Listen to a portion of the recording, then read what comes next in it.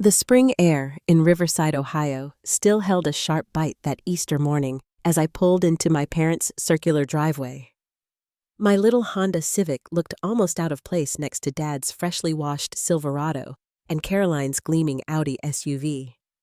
I grabbed the store-bought dinner rolls from the passenger seat, bracing myself for the inevitable comment from Mom about how she had been up since dawn cooking from scratch. Inside the house looked the same as it always had: beige walls lined with old family portraits, burgundy carpet that highlighted every stray thread, and a living room preserved like a museum no one dared use. Classical music floated out from the kitchen, mixed with pots clattering and Mom's voice directing traffic. Janet emerged from the hallway in her best Easter dress, navy blue with pearl buttons, hair perfectly styled, makeup flawless. She hugged me with the kind of embrace that looked tender to anyone watching, but felt like a performance. "Rachel, you look tired. Did you remember the offering envelope I gave you?" she whispered. "Pastor Collins says the building fund is still short this quarter." I reminded her that I'd already set up automatic transfers of $15,000 each year, spread across quarterly payments. Her smile froze the way it always did when I didn't deliver the answer she wanted. "Well, yes," she said tightly, "but there are always opportunities to give more. You'll come, say hello." Caroline brought the most beautiful flowers. The kitchen was bustling. Dad poured coffee. Caroline fussed over lilies in a crystal vase, and her husband Ethan appeared from the pantry holding a bottle of wine, his new promotion already the subject of half the conversation.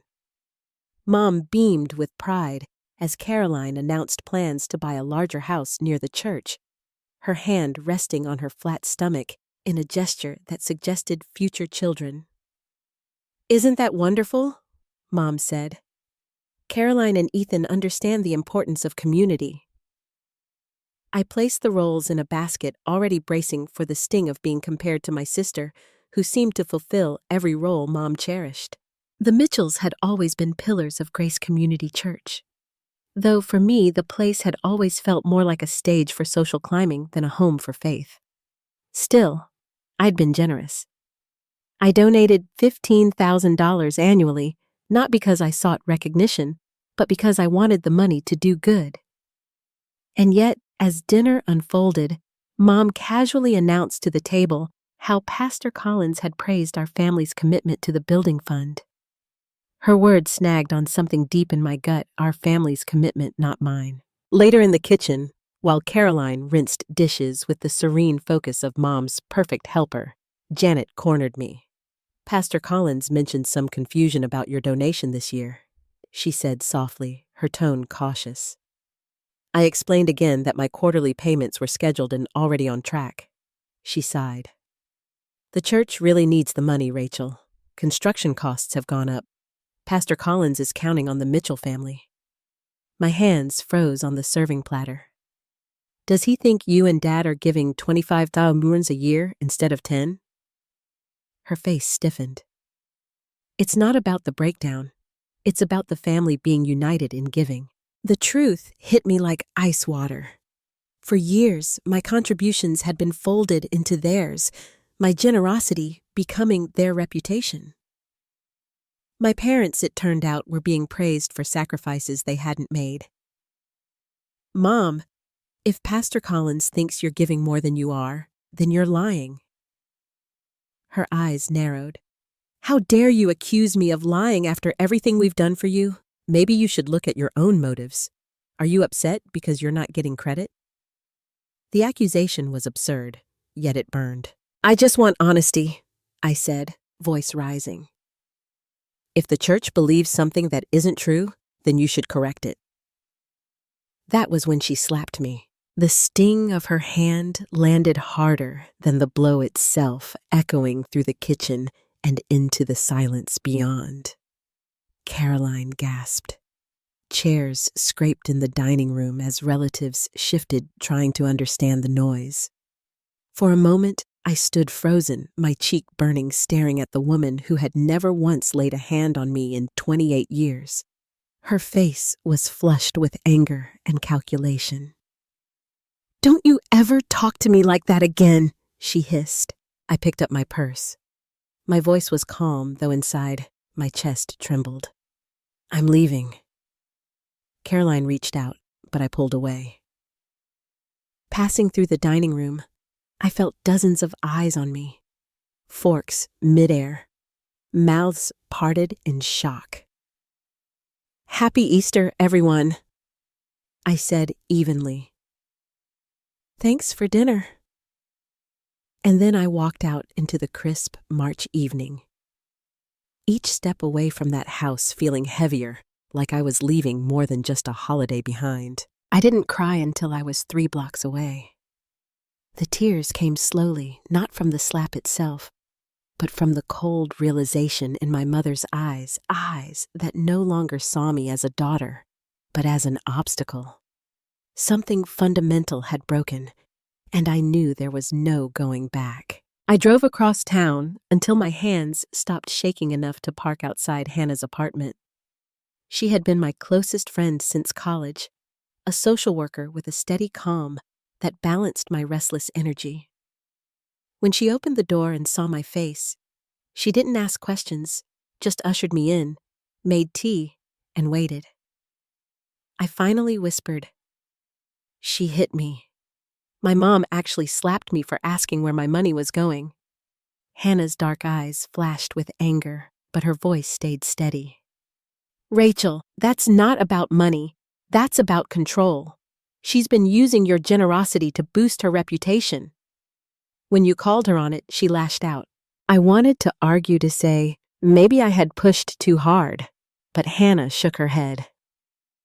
"You asked basic questions about your own donations." Her reaction tells you everything. I stayed on her couch that night, my phone buzzing with texts from Caroline. Each message was some variation of "Mom is upset" or "You need to apologize." Not once did Janet text me herself.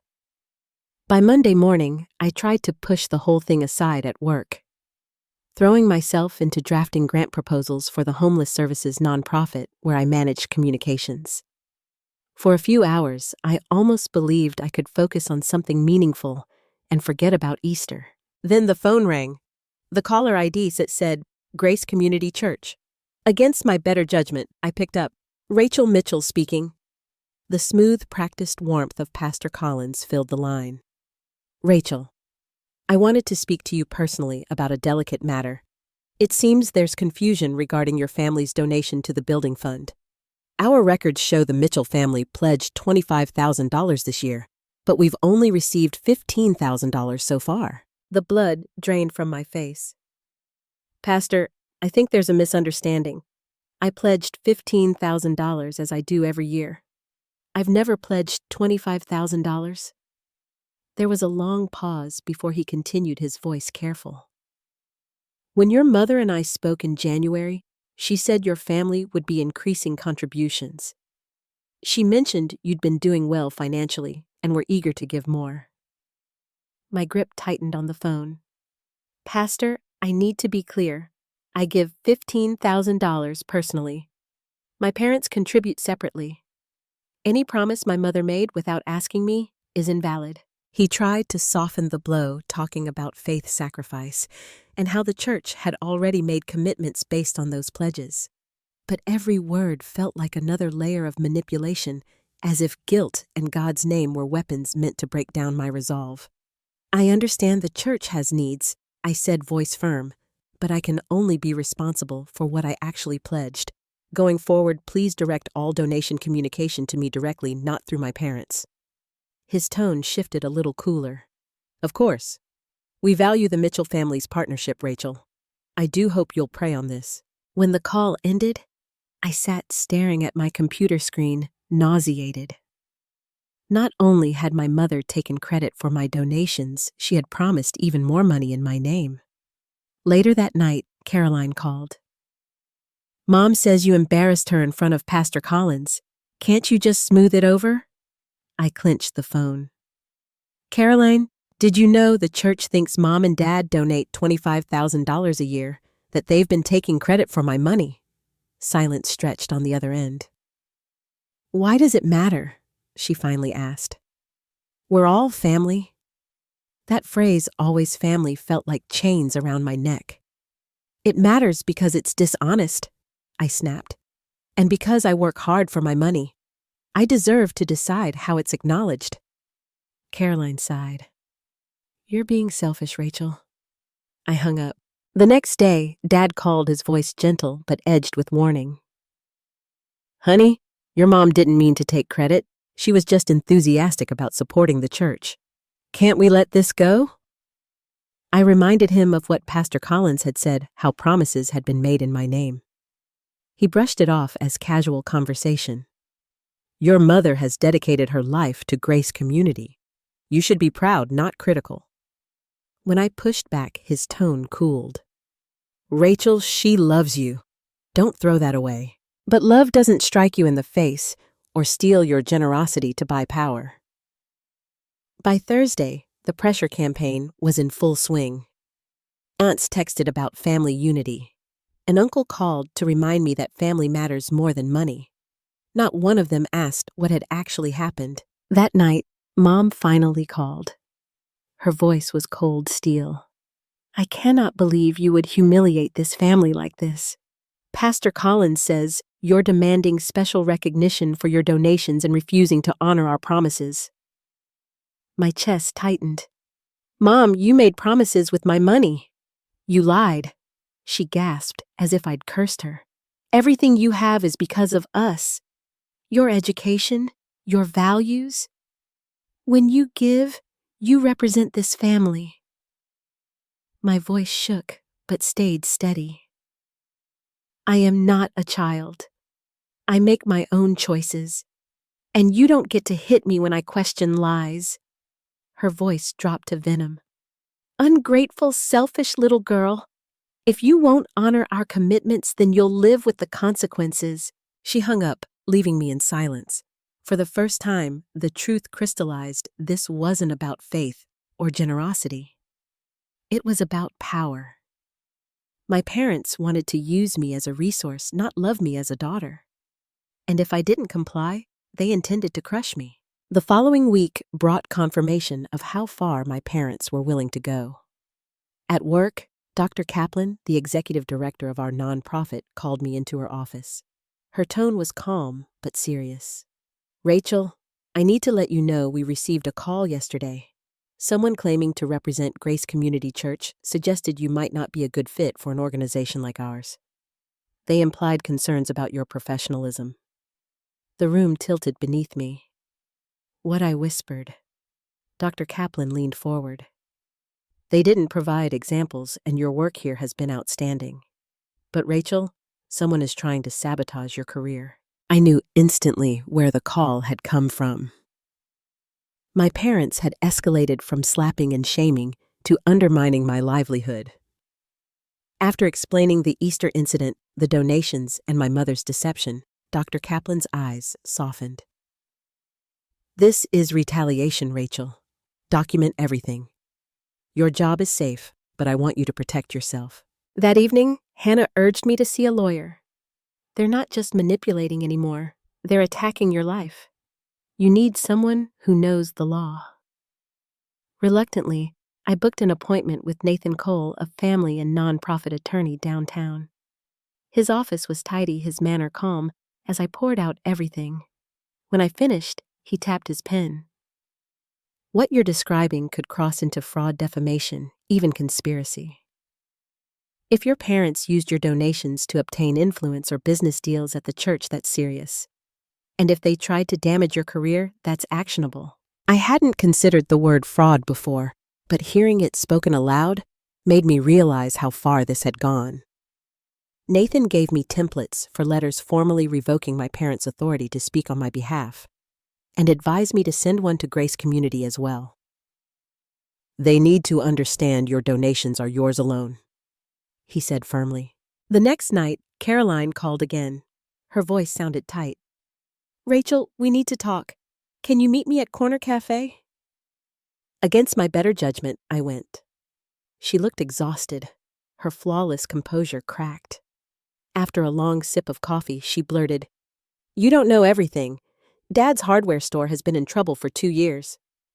The church contract he got to supply materials for the new fellowship hall. It's worth $80,000. And he never would have gotten it if Mom hadn't convinced everyone the Mitchell family was one of the church's biggest donors. My stomach turned. They used my donations to secure a business contract. Caroline nodded miserably. And when you refused to give more, Dad wrote a personal check for $10,000 to cover the shortfall. He borrowed it from Ethan and me. We thought it was for inventory, but now we know the truth. It was worse than I'd imagined. Not just deception, but fraud tied directly to financial gain. Carolyn, that's criminal. Do you realize? She lowered her eyes. I know, and there's more. Mom's been telling the family you're having some kind of mental breakdown, that you're paranoid about money. She's painting herself as the concerned mother, and people believe her. She slid her phone across the table, showing group texts full of whispered pity for poor Rachel. The bile rose in my throat. Not only had they lied about my money, they were weaponizing rumors of mental illness to discredit me. Caroline's voice broke. At first, I believed her, but Ethan pointed out your behavior at Easter was perfectly normal until Mom pushed you. He said you handled it better than most would. That's when I realized she's been lying. I can't cover for them anymore. She pulled out a manila envelope. Here. Copies of Dad's bid documents, bank records, and texts. If you decide to take legal action, I'll testify. I held the envelope, feeling its weight like a stone. If I do this, Caroline, it could destroy them. She nodded. They already tried to destroy you. They called your boss. They're planning to file a police report tomorrow, claim you've been harassing them. They want a restraining order to silence you. My pulse hammered. They weren't just playing dirty. They were willing to weaponize the law itself. I drove to Hannah's that night, envelope in hand. They tried to frame me as unstable, I told her. They're about to accuse me of harassment. And yet they're the ones committing fraud. Hannah squeezed my hand. Rachel, you can't protect them anymore. You have to protect yourself.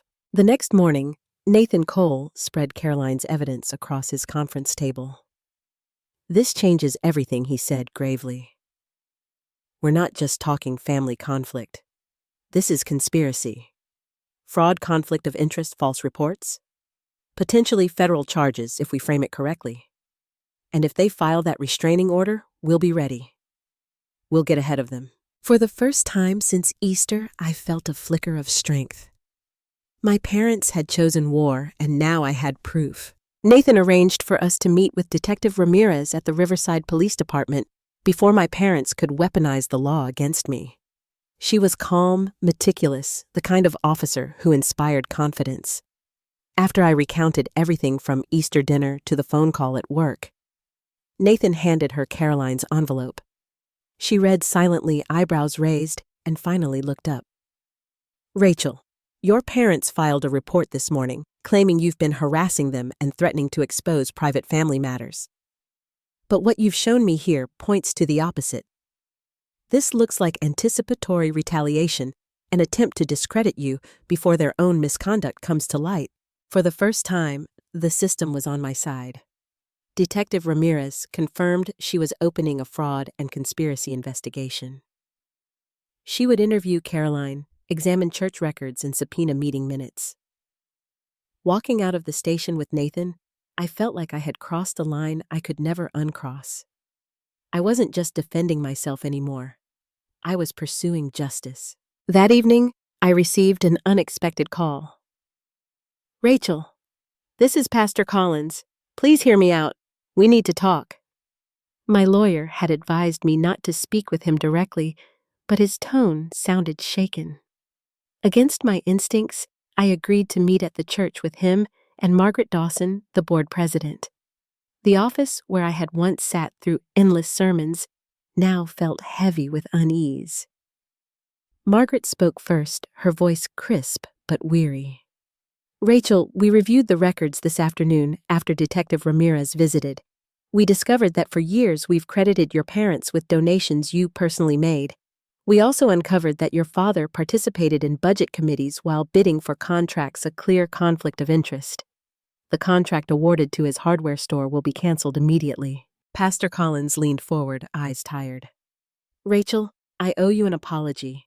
Your mother convinced me that you wanted to increase your pledge. I let her words cloud my judgment. I even made that call to your employer because she insisted you were struggling and needed intervention. I see now I was wrong, and I've already contacted your director to set the record straight. I stood frozen, a strange blend of relief and fury running through me. At last, the truth was out. But it had taken a police investigation to get there. I appreciate your honesty, I said, voice steady, but I can't forget what's happened. I'll be finding another church. Margaret nodded sadly. We understand.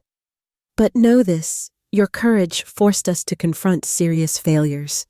We're instituting new donor recognition policies, so no one's contributions can ever be absorbed again. By the next morning, things escalated further. Detective Ramirez called with news my parents had been arrested. Thomas and Janet Mitchell charged with conspiracy to commit fraud, filing false police reports and interference with employment. Dad faced additional charges for conflict of interest in the contract process. The words hardly felt real. My parents, pillars of the community, taken into custody like criminals. Yet strangely, I didn't feel triumph, only exhaustion.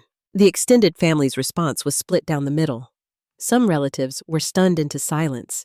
Others rushed to my parents' defense, insisting the police must have misunderstood. But a handful, Uncle Henry, Cousin Laura, even Ethan, reached out to me quietly. We see now what you've been saying all along, Henry admitted. You weren't the problem. They were. Caroline called me in tears that evening. Seeing them in handcuffs on the news, it's unbearable. I knew they were lying, but I never thought it would end like this. I reminded her gently. They chose this, Caroline. They chose fraud over honesty, manipulation over love. This isn't our doing. It's theirs. In the weeks that followed, plea deals were struck. Dad admitted to fraud and conflict of interest, sentenced to probation, and ordered to pay $50,000 in restitution. Mom pleaded guilty to filing false reports and slander, sentenced to probation, and required to issue formal apologies to me, to Dr. Kaplan, to the church. The hardware store was liquidated to cover debts. My parents moved into a modest apartment on the far side of town. According to Caroline, Dad spends most days watching television, avoiding the world he once lorded over. For me, life began to breathe again. Grace Community sent a letter acknowledging my contributions had been unfairly attributed and outlining new governance policies. I never went back. Instead, I found a new congregation with Hannah, one that focused on genuine service rather than status. At work, I thrived, no longer fearing whispers about my reputation. And at home, I began to heal. One night, while babysitting Caroline's newborn daughter, Emma, I held the tiny girl in my arms and felt something shift. Family, I realized, isn't about blood or tradition. It's about honesty, respect, and the courage to protect each other's dignity. My parents had taught me many lessons, but none more powerful than this. Sometimes the people who raise you to be good are the very ones who hope you'll be easy to control. I didn't regret fighting back. Yes, it shattered the illusion of family unity, but it also freed me from chains I hadn't even known I was carrying. Months passed before the dust truly settled. My parents, once admired as pillars of Riverside, had become whispers in grocery aisles and side glances at community events. Caroline visited them occasionally, but she admitted their bitterness remained intact. They blame you, she told me quietly one evening. They say you destroyed the family. I shook my head. They destroyed it the moment they chose lies over truth. I just exposed what was already there. In contrast, my life began to feel lighter. With the lawsuit resolved and my parents legally barred from interfering with me, I finally reclaimed my sense of safety. At Riverside Family Services, I poured myself into expanding programs for families transitioning out of shelters. Dr. Kaplan often reminded me, Rachel, your strength in your personal life is the same strength that makes you so effective here. For once, I believed her. Grace Community Church reached out one last time with a formal letter acknowledging my contributions and apologizing for the harm caused. At the bottom, Pastor Collins had written by hand, "Your courage forced us to face uncomfortable truths. The church is stronger now because of you." I tucked the letter away, but never returned. Forgiveness, I realized, doesn't always mean reconciliation. Holidays became different. Instead of strained Easter dinners filled with subtle criticisms, I spent them with Hannah's family, where laughter spilled freely and kindness felt uncalculated. On Christmas, Caroline and Ethan brought Emma over, and I watched as my niece gripped my finger with her tiny hand. For the first time, I understood that new bonds could grow out of old betrayals. Caroline whispered, "You're the kind of aunt I want Emma to look up to."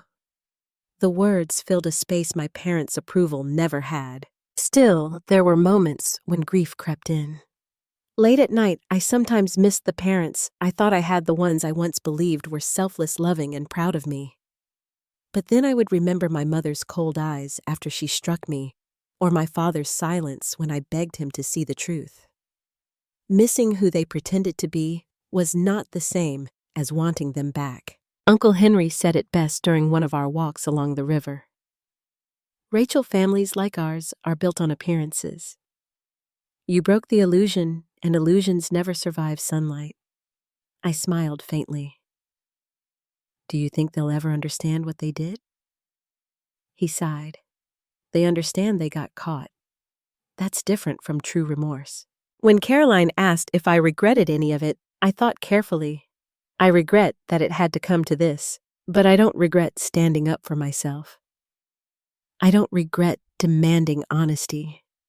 Because in the end, this wasn't just about donations or contracts.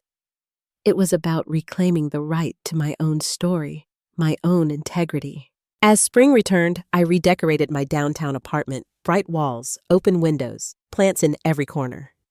Hannah teased me, calling it a sanctuary built from survival. She wasn't wrong.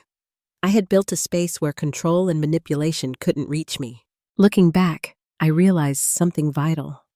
Sometimes those who raise you to be generous hope you'll also be compliant. They count on your goodness to cover their greed, your silence to shield their lies. But true generosity doesn't mean surrendering your identity. Sometimes the kindest thing you can do for yourself is to stop protecting people who never protected you. The Easter slap had started as a moment of humiliation, but it ended as the spark that burned down years of deception. And in the ashes, I found clarity. I was not just a daughter or a donor. I was a woman capable of drawing boundaries, demanding respect, and walking away when love turned into control. To anyone listening, maybe that's the lesson worth holding on to. Family loyalty should never require you to sacrifice your truth. Real love doesn't ask you to erase yourself, and sometimes choosing yourself is the bravest and most necessary act of all. If this story resonated with you, don't forget to like, share, and subscribe to our channel for more powerful true life stories. Drop a comment below. Have you ever faced a moment where family loyalty clashed with your own truth? We'd love to hear your thoughts.